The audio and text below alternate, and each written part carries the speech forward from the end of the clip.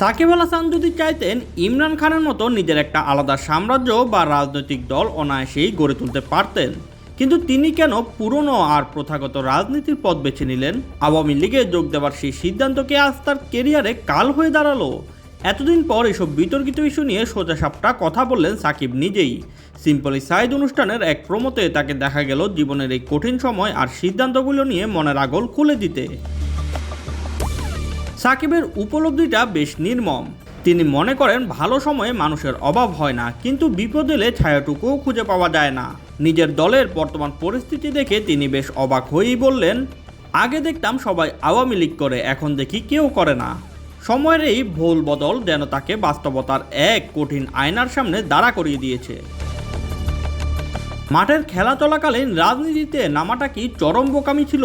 এমন প্রশ্নেও সাকিবের উত্তর কিন্তু বেশ শটান। তিনি সাফ জানিয়ে দিয়েছেন রাজনীতিতে আসার সিদ্ধান্তকে তিনি মোটেও ভুল হিসেবে দেখছেন না।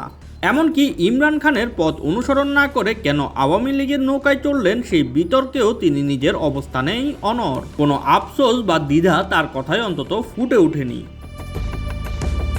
সাকিব আল হাসান থেকে সংসদ সদস্য হওয়ার সফরটা ছিল বেশ নাটকীয়, তবে ক্ষমতার সেই দাপট আর আজকের এই অনিশ্চিত পরিস্থিতির আকাশ পাতাল তফাৎ সাকিবের কথাতেই পরিষ্কার। তিনি বেশ অবাক হয়েই খেয়াল করেছেন যে এক সময় যে মানুষগুলো চারপাশে ভিড় করত, আজ তাদের আর দেখা যাচ্ছে না। রাজনীতির এই আমূল পরিবর্তন তাকে রীতিমতো স্তব্ধ করে দিয়েছে। এখন দেশের কোটি মানুষের মনে একটাই প্রশ্ন, সাকিব কি তবে ফিরবেন? তার গন্তব্য কি শেরেবাংলা স্টেডিয়াম হবে নাকি প্রিয় মাগুরা? সাকিবের উত্তরে কিন্তু আসার চেয়ে শঙ্কার পাল্লাটাই ভারী।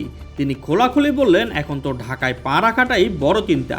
মাঠের বাইরের এই বাউন্সার সামলানো যে ক্রিকেটের চেয়েও অনেক বেশি কঠিন, সেটা সাকিবের গলায় স্পষ্ট। মাগুরা নিয়ে কথা বলতে গিয়ে এই বিশ্বসেরা অলরাউন্ডার কিছুটা আবেগপ্রবণ হয়ে পড়েন। তিনি মনে করিয়ে দেন তার শেকড়ের কথা। সাকিব বলেন, আমি কখনো মাগুরাতে সাকিব আল হাসান হইনি। আমি সবসময় মাগুরাতে ফয়সালি ছিলাম। হয়তো এই ফেলে আসা শৈশবের টান আর এলাকার মানুষের জন্য কিছু করার তাড়না থেকেই তিনি রাজনীতিতে পা রেখেছিলেন। সাকিবের মতে সুযোগ পেলে তিনি আবারও মাগুরার উন্নয়নের জন্যই কাজ করতে চান।